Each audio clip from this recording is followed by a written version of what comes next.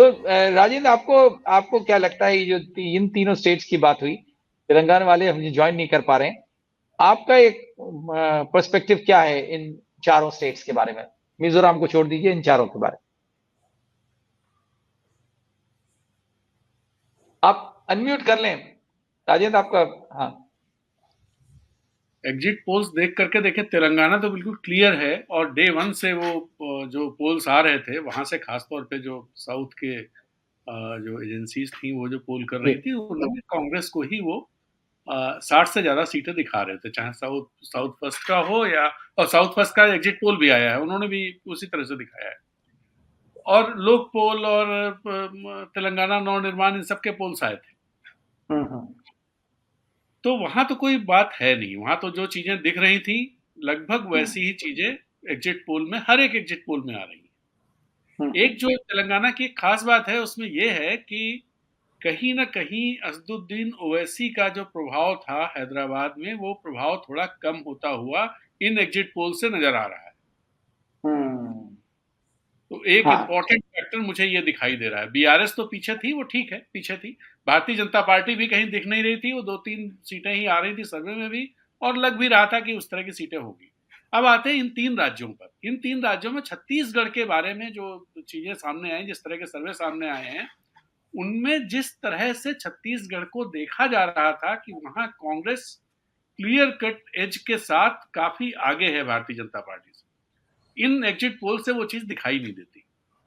लेकिन सारे exit polls ये कह रहे हैं कि कांग्रेस आगे है, और कांग्रेस की सरकार बनती हुई दिखाई दे रही, जो वहां से संकेत मिल रहे हैं एग्जिट पोल्स से। यहाँ एक पॉइंट ये जरूर है कि अगर वहां पर भारतीय जनता पार्टी का माहौल नहीं था, जिस तरह का दिख रहा है, जिस तरह का हम लोग बात भी करते रहे, अगर वो नहीं था तो भारतीय जनता पार्टी इतने करीब कैसे पहुंची?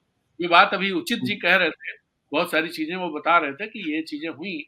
लेकिन अगर आप भूपेश बघेल के पिछले 5 साल पर नजर डालें, तो बहुत सारी ऐसी चीजें हुई हैं जिनकी वजह से भूपेश बघेल भारतीय जनता पार्टी के सामने बहुत मजबूत थे। और राइट। जो कैंपेन रहा है भारतीय जनता पार्टी का वहां पर, चाहे वो प्रधानमंत्री हो या अमित शाह हो, उन्होंने हाँ। जो चीजें वहां बोली हैं उनमें बहुत सारी ऐसी चीजें बोली जो जमीन पर सही नहीं थी, और जिनको भूपेश बघेल ने अपने भाषणों में उनका जवाब दिया, बहुत साफ साफ जवाब दिया उन्होंने कि भाई वो तो मुझे, मैंने एक बार सुना वो कह रहे थे हमारे प्रधानमंत्री झूठ बोलत। तो अच्छा। ये बात, तो ये सब चीजें, लेकिन एग्जिट पोल्स में दिख रहा है कि बीजेपी ने जो 10% का फासला था, वो फासला काफी कम कर दिया और बहुत क्लोज ले आए। मुझे अभी ये लग नहीं रहा है कि इतना क्लोज ये रहेगा। एग्जिट पोल्स में गलतियां हो सकती हैं, बहुत सारी चीजें होती, बहुत सारे पॉइंट्स होते हैं। नहीं राजन, कुछ इसमें भी जो न्यूज 24 का चाणक्य के साथ जो सर्वे है, वो एग्जिट पोल है, वो भाजपा को कहीं आगे दिखला रहा है कांग्रेस हाँ, से। आगे दिखा रहा है। तो ये दरअसल क्या है कि पोल्स कैसे किए गए, कैसे डिजाइन किया गया, कैसे उनके जो सैंपल पॉइंट्स हैं वो क्या है, उनको जो प्लान किया गया, क्या उस प्लान को इंश्योर किया गया, इन सारे फैक्टर्स पर डिपेंड करता है कि आपका एग्जिट पोल क्या बताएगा, और फिर जो आपके पास डेटा आया, उस डेटा को आप इंटरप्रिट कैसे कर रहे हैं। क्योंकि एग्जिट पोल्स हम्म। जो डिपेंड करते हैं, जो इनसे इन्फ्लुएंसेस ड्रॉ किए जाते हैं, जो आप एस्टिमेट्स लाते हैं, ये सब, ये जो प्रियर इंफॉर्मेशन आपके पास होती है, मतलब जो पिछले चुनाव का जो ट्रेंड रहा है, उस ट्रेंड को हाँ। आप इनकॉर्पोरेट करके चीजों को लाते हैं। खैर, ये तो टेक्निकल बातें हो गई। आते हैं राजस्थान और मध्य प्रदेश पर। राजस्थान मध्य प्रदेश के जो एग्जिट पोल्स हैं, मुझे कहीं से चौंकाने वाले नहीं लग रहे हैं। सारे एग्जिट पोल्स ये बता रहे हैं, अगर ओवरऑल एग्जिट पोल्स को देखें तो सारे एग्जिट पोल्स ये बता रहे हैं कि दोनों में बहुत ही कांटे का मुकाबला था, जो बात हम लोग करते रहे हैं। आपके करते चैनल, हैं। आपके इस मंच पर भी होता रहा है, और सत्य हिंदी के ढेर सारे उसमें ये बात हम लोग करते रहे।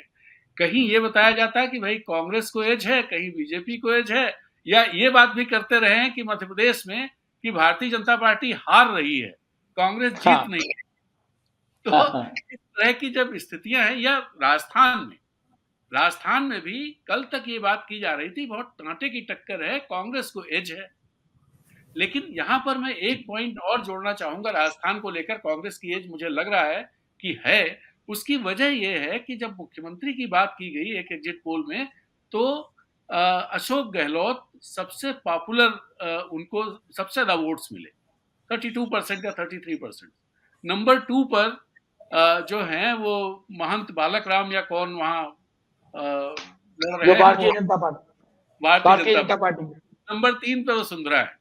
तो जब इतने क्लोज वो इंडिकेशंस एग्जिट पोल दे रहे हैं और साथ में अशोक गहलोत के नेतृत्व में चुनाव लड़ा गया और उनकी अप्रूवल रेटिंग अगर इतनी ज्यादा है, तो दोनों चीजों को अगर एक साथ मिला करके देखें तो कहीं ना कहीं कांग्रेस को एज मुझे नजर आ रही है कि ये एग्जिट पोल्स भी जिस जिस तरह की भी, जैसे आपको बहुत सारे ऐसे दिखेंगे जिनमें कांग्रेस को 60-65 सीटें दिखा दी गई, हाँ बहुत हाँ सारे हाँ। एक दो ऐसे हैं, लेकिन अधिकतर बहुत क्लोज है और दोनों के जो ब्रैकेट्स हैं वो ओवरलैपिंग ब्रैकेट्स हैं।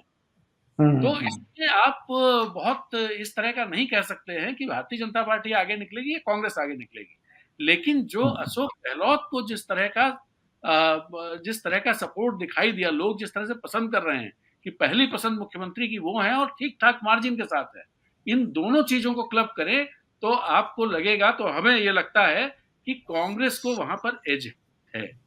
मध्य प्रदेश की अगर बात करें भाई, तो मध्य प्रदेश में बहुत ही मिक्स मामला, बहुत ही कांटे का दिख रहा है। एक खास बात मुझे मध्य प्रदेश में दिख रही है, वो ये दिख रही है कि जो बसपा और समाजवादी पार्टी, इन लोगों ने जो खड़े किए थे, कहीं ना कहीं वो जो स्पेस था, लड़ाई सीधी सीधी भारतीय जनता पार्टी और कांग्रेस में, उसमें इन लोगों का बहुत न्यूनतम इन एग्जिट पोल्स के जरिए दिखाई दे रही है कि ये कहीं मैटर करते हुए दिखाई नहीं। भास्कर के एग्जिट पोल में जरूर 0 से 15 दिखाया गया है, लेकिन बाकी एग्जिट पोल में कोई सिग्निफिकेंट नंबर नहीं है।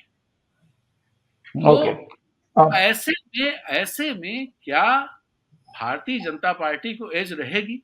इसका एक संकेत ये भी है इन एग्जिट पोल से कि जो वहां पर कंटेस्ट है वो कहीं ना कहीं भारतीय जनता पार्टी के खिलाफ है। पोलराइजेशन है दो पार्टियों के बीच में। अब फायदा किसे मिलना चाहिए? क्या वो शिवराज सिंह चौहान या भारतीय जनता पार्टी को मिलेगा या कांग्रेस को मिलेगा जो विपक्ष की है? और साथ में ढेर सारे फैक्टर्स ऐसे हैं जो भारतीय जनता पार्टी के खिलाफ जाते हैं। मुझे लगता है कि देश में भी स्थिति शायद कांग्रेस के लिए फेवरेबल रहने वाली है 3 तारीख को। सत्य हिंदी का ऐप डाउनलोड करें गूगल प्ले स्टोर पर।